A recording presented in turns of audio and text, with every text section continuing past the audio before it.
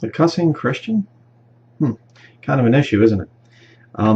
I've been saved for a while now, and I can tell you that a lot of people I've seen that get saved, one of the very first things that will change is their mouth. They'll have very foul mouths, and they get saved, and all of a sudden things change and they start speaking differently. I'll show you an interesting verse here. Going through the book of Mark right now. Mark chapter 14, verse 66. And as Peter was beneath in the palace, there cometh one of the maids of the high priest, and when she saw Peter warming himself, she looked upon him and said, And thou also wast with Jesus of Nazareth. But he denied, saying, I know not, neither understand I what thou sayest. And he went out into the porch, and the cock crew. And a maid saw him again, and began to say to them that stood by, This is one of them.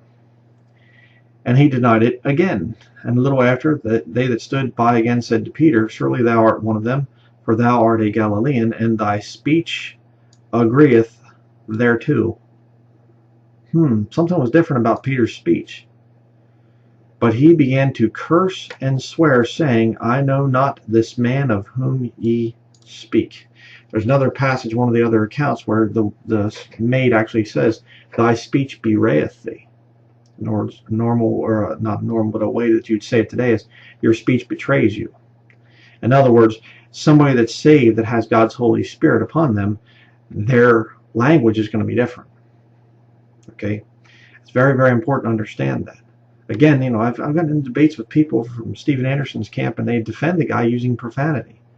Telling people, get the H out of my church, and this guy's a bleep that, or whatever. And and his followers, they get into my comments, and they're just using all kinds of filthy language and the F word and stuff like this, and I'm going, huh? It's kind of a problem. But you can also go to James chapter 3.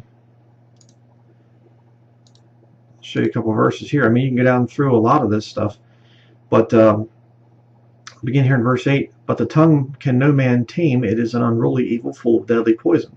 Therewith bless we God, even the Father, and therewith curse we men, which are made after the similitude of God. Out of the same mouth proceedeth blessing and cursing. My brethren, these things ought not so to be. Doth the fountain send forth at the same place sweet water and bitter? Can the fig tree, my brethren, bear olive berries, either a vine figs? So can no fountain both yield salt water and fresh. Okay, it kind of goes back to what Jesus would say about a good tree cannot bear evil fruit.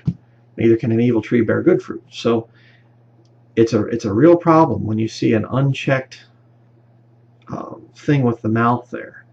And there's brethren that will just play in borderland, so to speak, of what's acceptable for a Christian, and they'll call people jackass and things like that. And Dr. Peter S. Ruckman, one of the guys that I highly admire, but it's always bothered me.